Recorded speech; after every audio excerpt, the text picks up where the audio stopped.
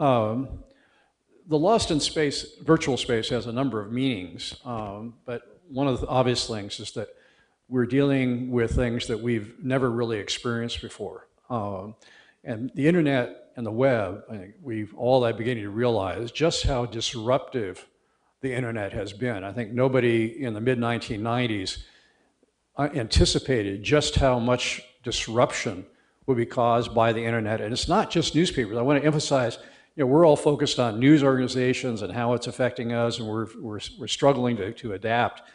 But we're not alone. It's everything. Retail industry businesses have been disrupted. Distribution channels have been disrupted by it. Bookstores have been disrupted by it. Governments have been disrupted by the internet. So this is a very big, very significant change. Everything we do in our lives now is being affected by the internet, and how much, students today, I don't know how they would do any research if they couldn't Google something. And so, they have their cell phone, their mobile phones with them all the time. They're using it for all types of communication. They take a lot of things for granted that didn't exist 10 years ago. So as we start looking at the future and thinking of what's going to be like 10 years from now, we can only just imagine, and probably we have no way of knowing exactly what's going to happen 10 years from now. Things too, I think, and I had mentioned in my presentations in China, is just how fast these waves of change are occurring. When I started out in the newspaper business, we still had linotypes and lead and copy editors wearing green eye shades and sleeve garters. That's all gone. And now, we have an entirely different world that we're living in compared to what it was before. But when I started in the business, the newspaper industry really hadn't changed significantly in 100 years. Now it seems as if every few years, newspaper editors and publishers are having to adjust to a new technology, a new platform, new medium to be able to deal with. Another part of the lost and virtual space that I was emphasizing is what I refer to as digital Alzheimer's disease, because, and I found this to be true in my students, is that for them, almost nothing existed before about 1994, before the internet came in. So the students don't know about the early days of online and the very first online services that began in the late 70s and early 80s that I was involved in. All that has sort of been erased by next generations of technology. And so even if you go to Wikipedia to look up Butron, you only find a brief mention of it, because that's happened before the internet really became significant. The other point, I think, in some ways, we lose sight of the bigger picture, but this idea that I'm trying to present is that we are effectively merging all of the Earth's continents now. This is quite significant. I mean, it goes back, we go back to about 250 million years ago to the supercontinent called Pangaea that ultimately broke up and formed the continents that we're all familiar with. That was the last time that all of the continents were all together. Today, what we really have is a virtual Pangaea, a supercontinent in which we're all connected, where distances no longer are significant.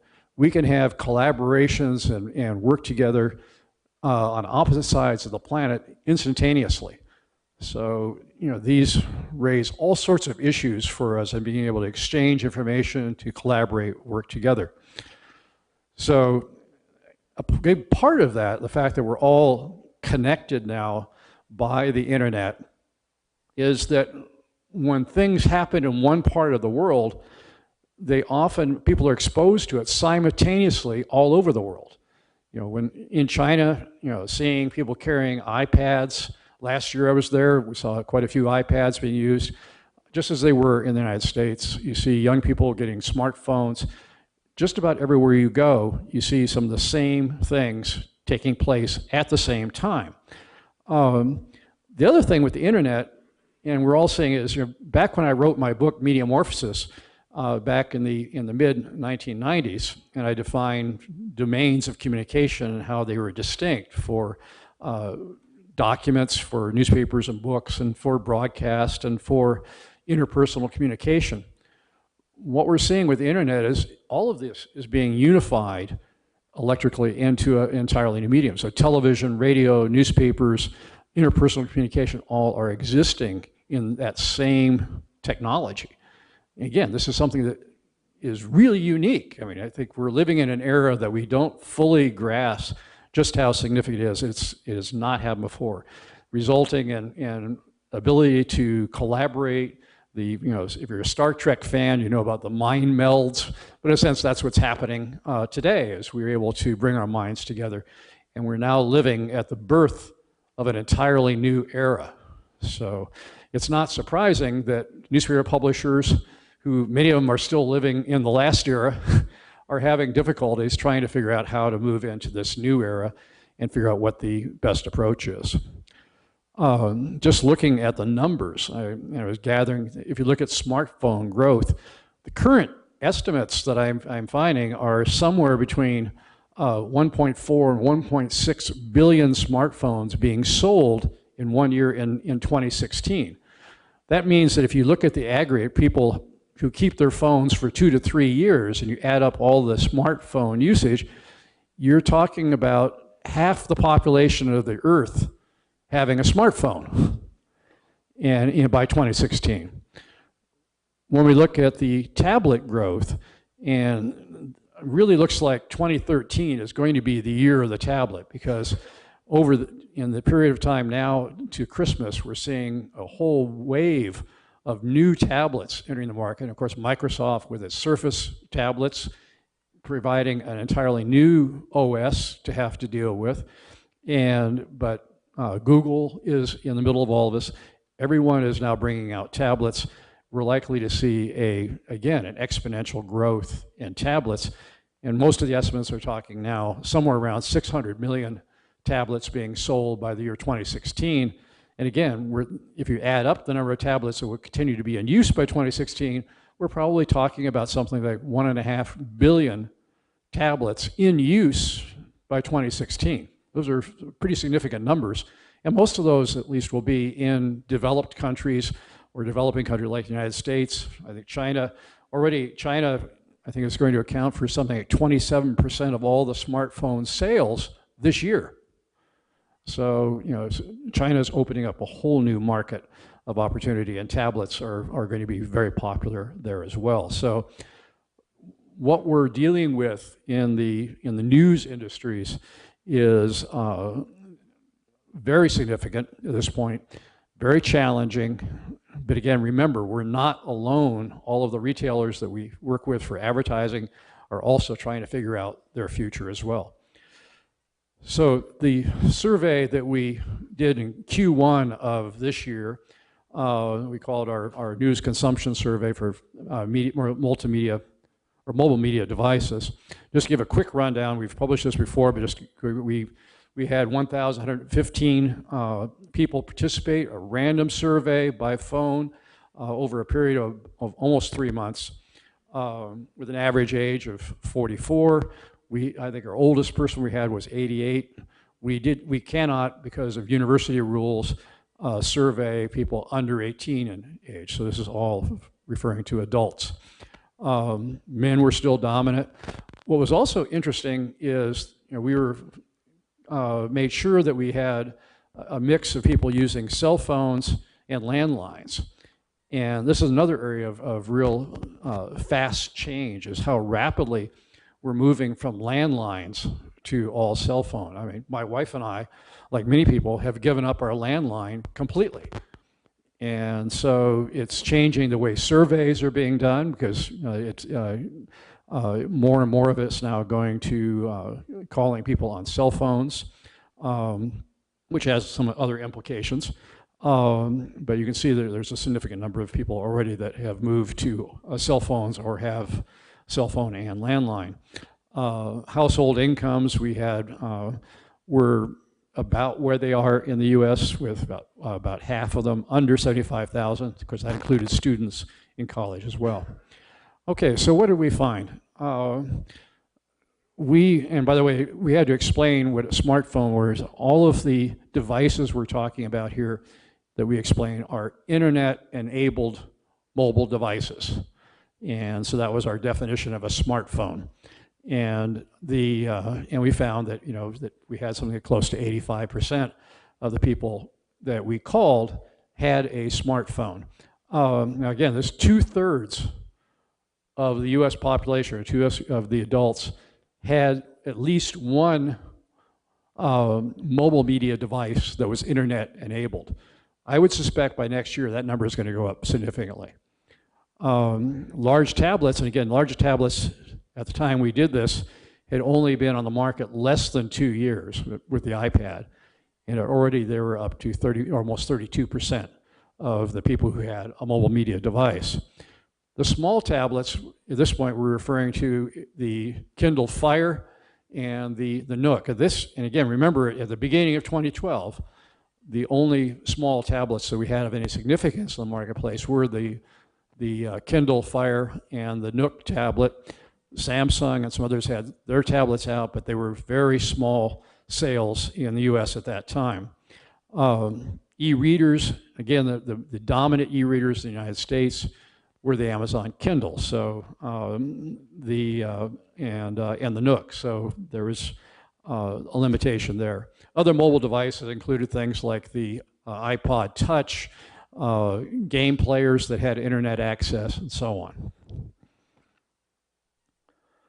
What we found, of course, is that, and people know this, is that in the aggregate, there are more Android phones in the marketplace than there are Apple iPhones.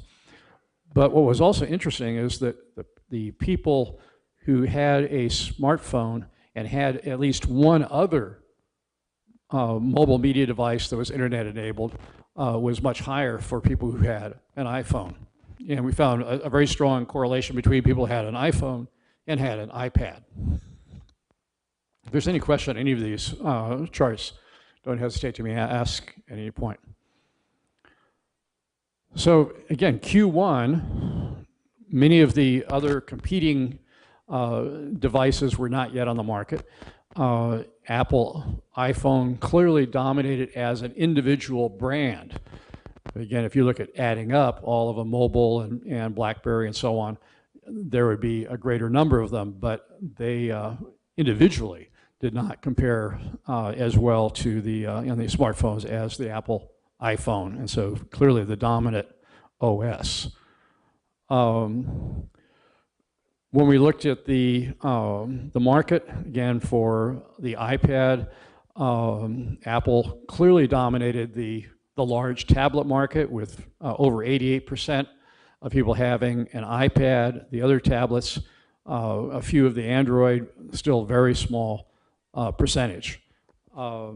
And with the smaller tablets, 7-inch tablets, Amazon clearly dominated that market completely. There was the Nook was the only other major player and made up most of the other small tablets that we had. So if we look at it more closely in terms of numbers, this is what we had, and you can see how small the numbers were for the other tablets. But again, most of those had not been on the market very long, so Apple had been there a longer period of time and likely have more people using them. Same with the Kindle Fire, had only come out, I think, in October, November of 2011, so they'd only had a few months. So from what we're seeing in the data now, it looks like the Kindle Fire has really moved up significantly as a major player in terms of numbers. So I think when Ken and I do the survey again in January, February of next year, that we're going to see that the smaller tablets are now becoming increasingly popular. Looking at these different devices, it's still with the large tablets, still very male dominated, but what's interesting is we found the e-readers and the Kindle Fire tended to have a higher percentage of women who were purchasing those devices compared to men. So, and maybe because it's lighter, the functionality is perhaps simpler than the tablet, but I think all of that will start evening out fairly soon. And I think I'm hearing from a number of people who are telling me that with each generation of iPad that's come out, what happens, they start handing down the earlier versions to their spouse and then to their children. And you're seeing families now that have each generation of the iPad, but the typical men who like to have the latest toy to play with have the latest version, and they move it down so that they have everyone in their family has an iPad. And I think I think we have to be realistic why the iPad and iPhone is reaching a higher demographic of people who are particularly men who are more affluent, middle-aged, urban, have college degrees. One, they like the cool, easy-to-use designs. Apple has been incredibly savvy in its marketing strategies for this to really build up the excitement and get people wanting to buy their device. I mean, when people line up around the corners for buying the latest of the iPads or iPhones, it tells you something. Also, Apple has the most extensive ecosystem, or the store, to be able to purchase all the different apps and books and so on through their store. But they're the higher priced items, so it's not surprising again that what we found was that the people who had an iPad or an iPhone tended to have higher income, tended to be older, tended to have college degrees, because again, the price is a major factor. Looking at the Android smartphones and the Android tablets, which are cheaper, we found that the audience or the people who responded to our survey that had Android phones and Android tablets were less influent, younger, and without college degrees in many cases. Again, I think the single most important factor there is the Android phones are cheaper and makes it more accessible to it. So the question will be, I think, over time, will the people who bought the cheaper phones move up to the higher end phones as they become more affluent? We'll see how that plays out next year and over the following years. When we looked at how people are using this, we did two different things. One, we asked people what they had done in the 7 days prior to the survey with their devices. And this was an aggregate of all of their mobile media devices, not specific to any one device. And we also asked them if they would identify the device they use most frequently for news, and then try to get a sense of how many hours they spent on news.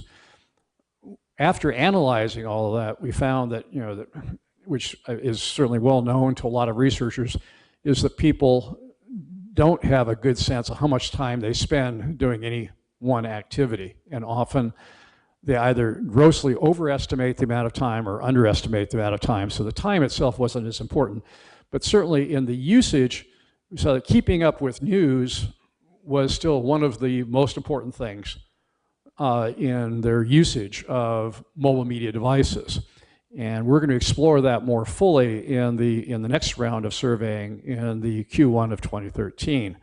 Not a big surprise that interpersonal communication involving email, texting, FaceTime, Skype, all of those things are part of the interpersonal communication is going to be very high in this meeting. Of course, with a smartphone, people also still use it for voice, so that's going to be a factor.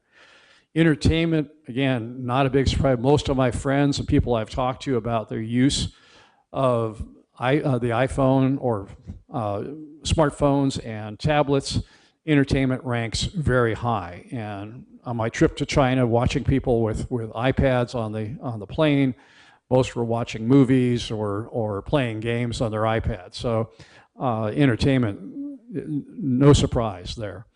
So web surfing and keeping up with news, other than on the web, that's primarily looking at apps, ranked very high. Social media was close, but still down a ways.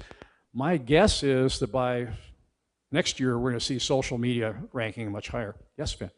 Roger, as news organizations do more and more on social media, their own Facebook pages, their Twitter feeds, and things like that, do you foresee integrating that as part of keeping up with the news? Because it's a separation between the app and what they're doing on Twitter and whatnot, and it's probably hard to gauge, but that would be an interesting thing to know and understand. That's right.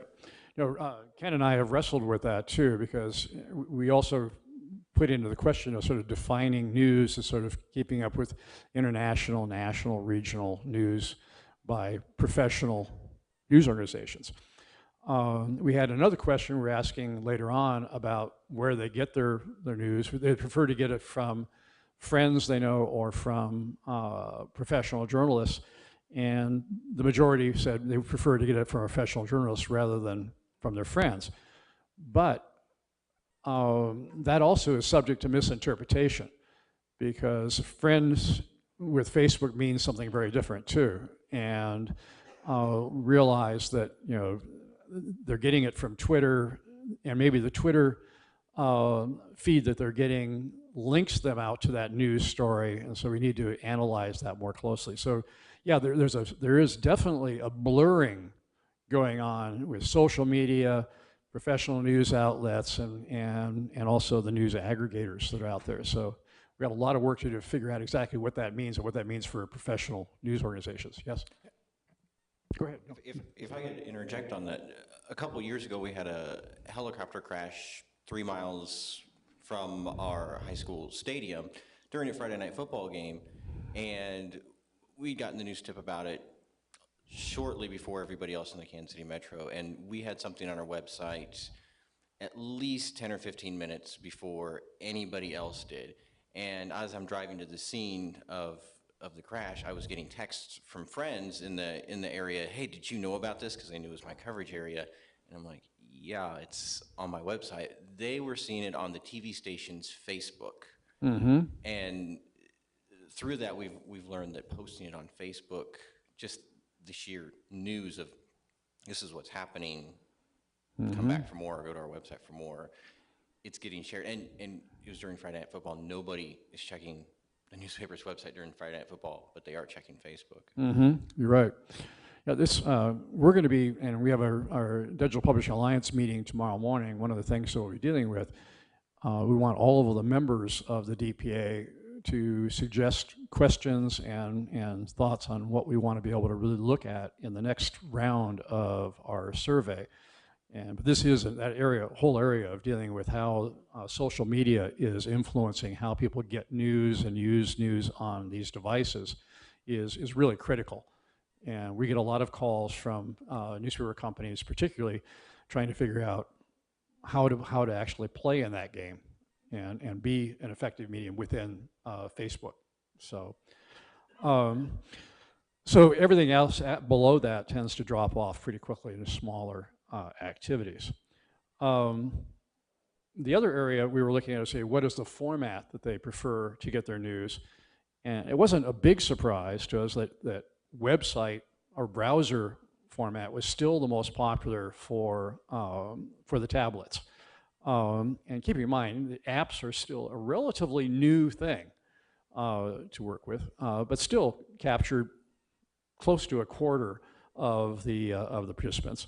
Social media websites were still relatively low at this point. I think, again, because of some of the newness on tablets and not really having a good mobile social media app at that point for smartphones. That's changed. Now there is. So this year, it could be quite different. Everything after that, digital replica editions, RSS feeds, and blogs, very small percentage consider that to be their favorite way of getting news. I think another significant point about apps is that we found that more than half of the mobile media users had never downloaded any news app. And so there's a lot of room there, I think, for growth. If news apps are going to become popular, we've got to encourage them to use them and find them in the app stores. But of the people who actually had downloaded the apps, on smartphones, the average is about 3 news apps on a smartphone, and for a large media tablet, something close to 5 news apps on a tablet. So how much they're using those news apps, we don't know yet. That's something we have to look into. Almost all of the surveys that we've seen, and our survey validated the same, is that for smartphones, people are using their smartphone pretty much throughout the day, and the bell curve on it is, it's most active during the middle of the day and then starts to taper off in the evening. Whereas the iPad and the tablets, they get a big bump in the morning before work, tapers off during the work hours, and then it's a big bump in the evening when people are looking for a leisure reading medium and using it more in that way. What will be interesting, I think, in the next couple of years is we're seeing more and more companies now that are moving to putting iPads or tablets in their operation. So whether, in this case, by the way, most of the iPads and tablets we found in our earlier surveys were being purchased by the individual. They weren't being purchased by a company. But I think we're going to see more cases where companies purchasing the iPad and tablets for use in their workday may actually end up with more usage during the middays and more evened out with the evenings as well. Location, again, the tablet was heavily being used in the home. With 3/4 of the people indicating that they use their tablet most at home, and with some at work and commuting. Whereas on the smartphone, it was used pretty much everywhere. They had it. And like everybody tends to carry their smartphone with them, so that's not surprising. We asked a number of questions about attitudes regarding journalism and news and how they get their news. One of the ones I pulled out and we were interested is about trusting the mainstream news media. A good question was raised about this one, however, after the fact is, and we're going to explore this again, I think, in next year, is what do people consider to be mainstream news media? Is Fox News considered to be mainstream news media? Is Huffington Post now considered mainstream news media? Is Comedy Central considered to be mainstream news media? I think that right now there's a lot of blurring of what people think of as mainstream news media. But what was interesting about that is that we thought that we would find more young people distrusting the mainstream media, and it didn't really prove to be the case. We found that within age, within the gender, we could see that women trusted the mainstream media more, who are media users, and also non-mobile media users. But in age, we found that in the mobile media users, that the 18 to 34 age group was the most trusting of mainstream media, which was a bit of a surprise to us. Again, we want to explore that a little further in their thinking as we go through the research on this. So, a factor, though, that was interesting, I intentionally put in a question about what was your favorite television news channel, and to see how much influence that would have on a number of the questions we had.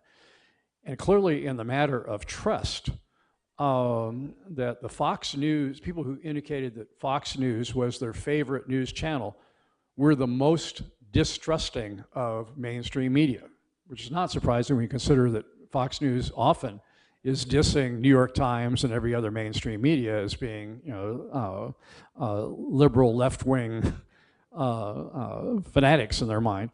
And as you go down the list, it was interesting to see that ABC was the one that was distrusted the least, and among those that were trusted the most. So the network television was more trusted, but also had the smallest audience. So cable news was by far the dominant in terms of number of people who indicated that cable news was their favorite news source rather than network news. But as I went through a number of our questions, we correlated against Fox. In each case, the people who were Fox News viewers tended to have the most negative feelings about the media and about journalists. This was another question that I thought was interesting. We were looking at different age groups and about what they thought about the transition from ink on paper to digital, and asking people, or make the statement, I expect to get all of my news from mobile digital services within the next 10 years. And we were surprised that among young people particularly, that there was quite a bit of skepticism about that. And in conversations I've had with students, I've been surprised how many students will tell me that when we talk about going all digital, they say, well, I hope not. That they still prefer getting a book or news media in print. So I'm not sure how to read that yet, whether it's just a matter of time, or maybe we're overestimating how quickly people are going to switch from ink on paper to digital. I personally don't believe that we're going to see a sudden shutting down of all of the printing presses and everything will go digital. I think it's going to be a gradual process, but it'll be interesting to see over the next 5 to 10 years how rapidly that process progresses. But it does appear interesting, I think, when you look at the mobile media users, that among the young mobile media users, they were more skeptical than older users of mobile media. And in the case of the non-mobile media users, they were less skeptical than the older users.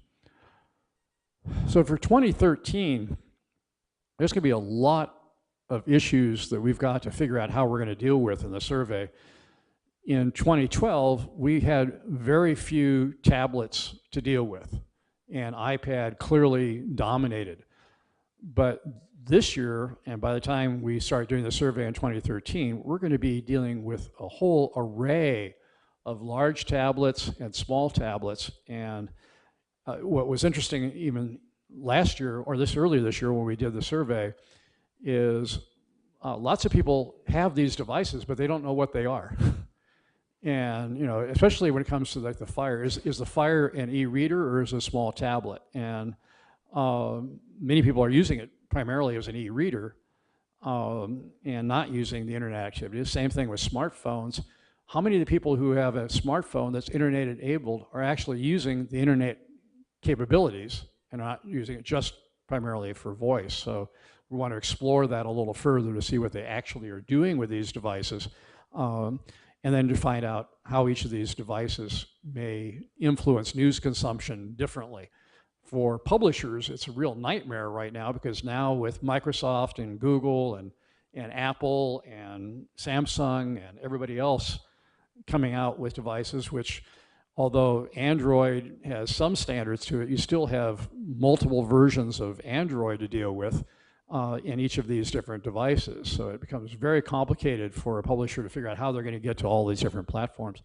And the jury is totally out on what happens with Microsoft's effort with Windows 8. We won't really, even by the beginning of 2013, know how much effect it's going to have on but clearly, the train is moving very fast. And I think the reality that we're dealing with over this next few years is that for the news industry, we're going to have to continue to be very adaptable and be quick to be able to make some changes and adapt to whatever new technologies are coming out. That's a very hard thing for most publishers to have to deal with, because they were used to having a longer time range to be able to plan for things, and to have something suddenly change on you within 1 year makes the budgeting and planning much more difficult, and much more likely that they're not going to give the development of new content and new products for these devices enough time to determine whether they succeed or fail. And in magazine business, it used to be always 4 or 5 years you had to before you could break even. And now the sort of expectation is that with all of these technologies that are out there, somehow they want to see a break even or a profit almost immediately, and that's probably not going to happen, because the market is so fragmented now that it's going to be very difficult for any one product and on any one device to generate the kind of revenue that will justify supporting it in the first place. So it's going to take several years, I think, before we really start to see somebody coming up with solutions, with a business model that will support it and be able to grow. But at this point, we still don't have an idea yet of where the revenue is going to come from to support good journalism in news organizations as print continues to decline. So my point being is that it's still a mystery yet. We still, from all the research we've done and all the research we've seen, I don't think anyone can tell you yet what you need to do in 2013 and 2014 to be successful. All we can really hope for is that newspapers and news organizations will continue to experiment and innovate and try new things, and recognizing that quite a few of them will fail. Hopefully out of that, at least one or two of those ideas will percolate to the top, and we'll see, there's a revenue stream there that we might be able to use. But it may be a different revenue stream, a different product for different media. So I really doubt that we're going to have one thing that's going to work for every newspaper. It's going to be multiple products. Okay. So again, I hope that you'll give some thought to it for helping Ken and I as we plan for the next mobile phone survey of questions that you think are really important for us to try to explore. And we're also going to try to correlate that against what we've learned in this first round. I think what we see is that the Q1 2012 data that we have will essentially function as a baseline for us. And so that now each year after this, we can then see how things are changing. And I think from that, we'll get a better idea of where the trends are and what newspapers and news organizations need to be planning for. So Ken, would you like to add anything to this? Oh, no, I think you have covered it pretty well. I just want to add on I think we definitely will need to get some measures on the use of social media when people viewing either reading or watching television. Nielsen has just released its social media component of 2012 media report. And they found lots of people actually using mobile devices to get on social media when watching television, making passive television content very active. Right. I think the multiple screen phenomenon is one that we still don't quite understand yet, as people have their smartphone, their tablet, maybe a laptop, and the telephone or the television all going at the same time, and how that affects it. Yes? Roger and Ken, I wonder how problematic it is to combine mobile phone and tablet data. They're used very differently, and very few tablets are mobile. They don't have they don't have the connectivity. They're no more mobile than a laptop is. Are you talking about the Wi-Fi versus having a plan with a phone company? Sure, that's one of the big issues on it. It doesn't have the same type of connectivity, and I just don't know. Did you get any sense that the mobile phone was seen as an equal to the tablet? Because that's, if they're used for telephone, for interpersonal communications, whether it's digital or not, seems like that might be somewhat different and confusing in here. And I wonder if you pulled out the mobile phone owners' data, would you get anything different?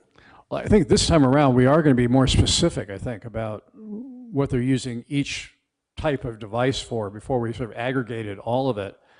And we could tell that that was probably somewhat confusing. So I will have questions that are specific to smartphones, specific to tablets. And I think this time we probably won't try to differentiate between small and large tablets, but we will try to get people to identify the brand that they have so we can break it out later to figure out how much difference there is between the 7-inch tablets and the 9 to 10-inch tablets. Because I think there is also a significant difference in how people are using those devices. Dan. Roger and Ken, I was wondering, as quickly as things are changing, would it be possible to do that survey the first and the third quarter, do it twice a year? We were discussing that actually. We were thinking about trying to do a follow-up on the tablet part, because we want to know more about why people are doing what they're doing. You know, the questions we have right now will tell us what they believe they're doing, but not necessarily why. And so we have thought about isolating all of the people who had been tablet users, and people who said that they were planning to buy a tablet, and then 6 months later go back in and asking, okay, how has it changed? What are you doing? And then asking some very specific questions. I think this time around we'll be better able to do that because, this was a learning experience for us. It took a lot of time to analyze the data that we got. We have a tremendous amount of data on that phone survey, and I'm really glad that Ken recommended it because it gives us a much better cross-section of America to understand what's happening. So, no, you're absolutely right. It's moving so fast that I will be honest with you right now. The Q1 data that we have, it's interesting, but it probably is way off in terms of what's happening right now with all of these devices. And so we do have to, I think, move quickly on being able to do a follow-up. And one other thing is kind of a follow-up. I think you always release this to DPA members before everybody else. Yes. There's no problem with us sharing this with advertising and marketing clients. Oh, not at all. No, not at all. That's what we want to have happen. What we do with the DPA is that the DPA gets to participate in the designing of our survey and questions. They review the questions and give us their suggestions for changes or additions. We then come up with a final version that we then make available. Once we gather the data for the DPA members, they get first access to the results that we have. And DPA members, if they want it, we'll give them the raw data. If they want to take the raw data and work with it on their own, they can do that.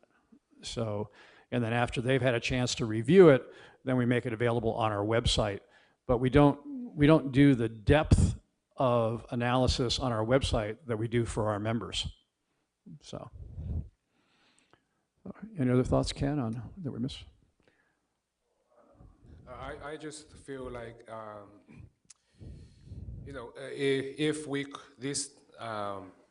in the new survey, if we could also pay more attention to the possible implications we can draw from the conclusions for newsrooms. And, for instance, use of tablet. I remember in the earlier this year at the ASNE annual meeting, a tablet was a very hot topic, and still many people didn't have no idea how to use it, how to explore it, and so I think in the new survey, if we could have pay more attention and get some input from DPA members or newsrooms, and so we can have the results more actionable. I think it's a good point. I think what we're finding is that even though we see this as a media consumption device, we're seeing companies and newspapers both starting to use the iPads internally for reporters and editors to use, photographers to use while they're out in the field. So the communication on that makes it work very well for them as an alternative to carrying a laptop or any other equipment with them. Even smartphones now, we're seeing that there was a presentation at, I think it was ASNE earlier this year, and they were talking about how some photographers are switching to using just their smartphone for photos and can do all of their photo work with the apps that are available on a smartphone and sending that in directly to the paper. Yes? Yeah, if anyone wants to see, we're also on that line. We're testing the Nokia 41 megapixel phone that's got the Dolby audio recording on it too, and we've got 7 of those around here. So if you want to look at it, you're welcome to. Okay.